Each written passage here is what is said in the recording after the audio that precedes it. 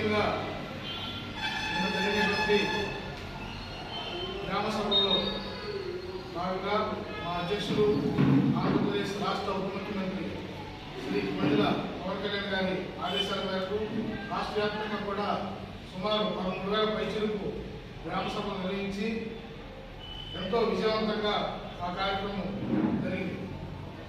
ఈ గ్రామ సభలు నిర్వహించడం వల్ల ప్రతి గ్రామంలో కూడా గ్రామ స్థాయిలో ఏ సమస్యలు ఉన్నాయి, వాటిని ఎలా పరిష్కరించుకోవాలి అనే ముఖ్యమైన అంశంగా ప్రతి ఒక్కరు కూడా పాల్గొని గ్రామ స్థాయిలో వ్యక్తిగత సమస్యలు కావచ్చు, ఎటువంటి రాగాలకు సంబంధం లేకుండా గ్రామాల అభివృద్ధి కొరకు ఈ సమావేశాలు జరిగాయి. రానున్న రోజుల్లో కూడా ఈ సమావేశాలు నిత్యం జరుగుతాయని మా నాయకుడు శ్రీ మండల పవన్ కళ్యాణ్ గారు ఆశాభావం వ్యక్తం చేస్తూ ఉన్నారు. ముఖ్యంగా ఈ సందర్భంలో తెలియజేస్తా ఉన్నాం, గడిచిన ప్రభుత్వం వైసీపీ ప్రభుత్వం నడిచినప్పుడు ఏ ఒక్క రోజు కూడా ఈ యొక్క గ్రామ సభ నిర్వహించలేదు. గ్రామంలో ఎటువంటి అభివృద్ధి కార్యక్రమాలు చేపట్టకుండా నామమాత్రపు పనులు చేసి అవినీతికి తావు తీసే ఉంది.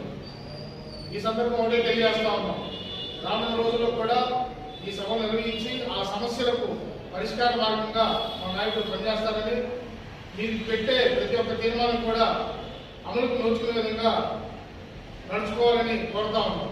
అదేవిధంగా మాచర్ల నియోజకవర్గంలోని సుమారు 75 పంచాయతీల్లో కూడా మా శాసనసభ్యులు జోలకంటి బ్రహ్మానంద రెడ్డి గారు కూడా పాల్గొని ఎక్కడైతే ఏ గ్రామంలో సమస్యలు అయితే ఉన్నాయో వాటిని నోటిఫై చేసి ఆ సమస్యలకు పరిష్కారం వచ్చే విధంగా ఆయన బడ్జెట్లో రాష్ట్ర ముఖ్యమంత్రి కానీ వారి నాయకులు తీసుకెళ్తారని ఆయన ఆశాభావం వ్యక్తం చేస్తూ ఉన్నారు.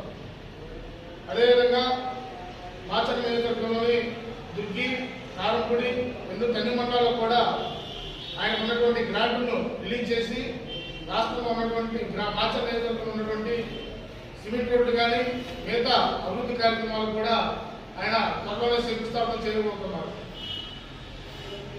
మరికొద్ది రోజుల్లో నియోజకవర్గ వ్యాప్తంగా కూడా మా నాయకులు కార్యకర్తలతో పాటు ప్రస్తుత శాసనసభ్యులు గవర్నమెంట్ బ్రహ్మానంద రెడ్డి గారితో కలిసి ఎక్కడైతే సమస్యలు ఉన్నాయో వాటిని కూడా పరిపూర్ణంగా పరిశీలించి వాటిని అమలుకు నోచుకునే విధంగా పనిచేస్తామని ఈ సందర్భంగా మీడియా మిత్రులు తెలియజేస్తాం. మరికొద్ది రోజుల్లో గ్రామాలు కూడా పర్యటించి మా పార్టీ తరఫున కూడా జనవాణి కార్యక్రమాన్ని కూడా నిర్వహించి ప్రజలకు సమస్యను తీర్చే విధంగా మా నాయకులు ముందుంటారని ఈ సందర్భంగా తెలియజేస్తాం. ఈ అవకాశం ఇచ్చిన ప్రతి ఒక్కరు కూడా ధన్యవాదాలు.